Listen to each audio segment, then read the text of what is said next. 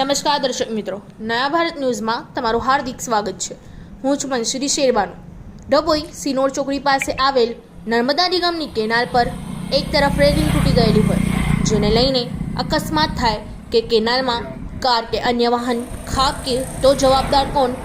રાજપીપળાથી આવતો મેઇન રસ્તો હોય, જેને લઈને આ રોડ ઉપરથી રોજિંદા 24 કલાક મોટી સંખ્યામાં વાહનો અવરજવર કરતા હોય।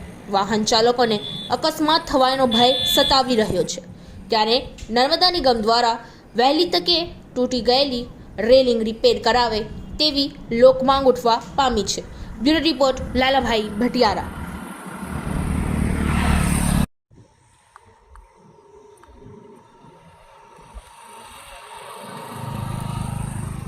નાયખા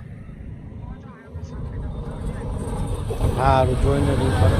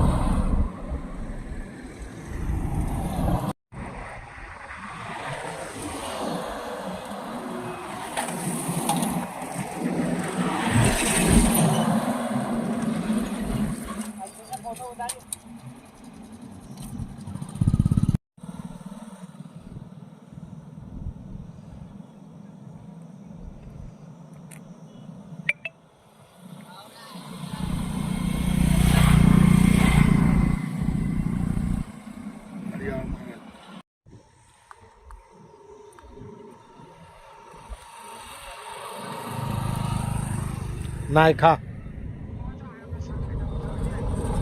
સારું જોઈને રીફર